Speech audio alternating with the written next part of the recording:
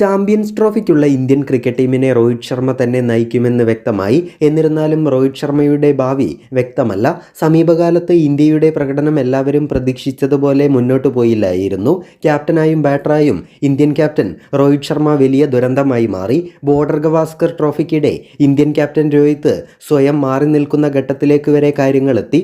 ഓസ്ട്രേലിയക്കെതിരായ test തോൽവിക്ക് ശേഷം Indian ക്രിക്കറ്റിന്റെ ഭാവിയെക്കുറിച്ച് രോഹിത്, ഗൗതം ഗംഭീർ, അജിത് അഗർക്കർ എന്നിവരുമായി BCCI ചർച്ച നടത്തിയിരുന്നു.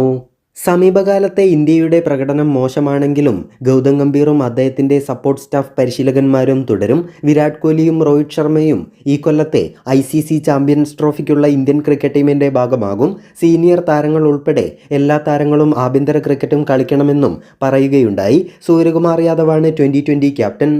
ഇന്ത്യൻ ക്രിക്കറ്റ് ടീമിൻ്റെ ക്യാപ്റ്റൻസിയെ സംബന്ധിച്ച് ചർച്ച നടന്നത് ഇങ്ങനെയായിരുന്നു. കുറച്ചുകാലം കൂടി രോഹിത് ശർമ്മ തന്നെ തുടരുമെന്നാണ് പറഞ്ഞിരുന്നത്.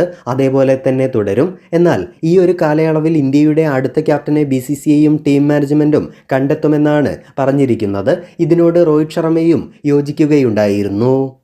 എന്നാൽ വിരാട് കോഹ്ലിയുടെയും രോഹിത് ശർമ്മയുടെയും ടെസ്റ്റ് കരിയറിനെ കുറിച്ച് ഇതുവരെ തീരുമാനമൊന്നുമായിട്ടില്ല.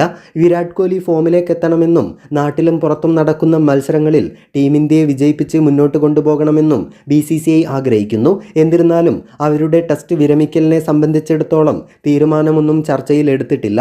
അവർ ഇരുവരും ഇംഗ്ലണ്ടിനെതിരായ ടെസ്റ്റ് പരമ്പരയിലും കളിക്കുമെന്നാണ് മനസ്സിലാക്കാൻ സാധിക്കുന്നത്.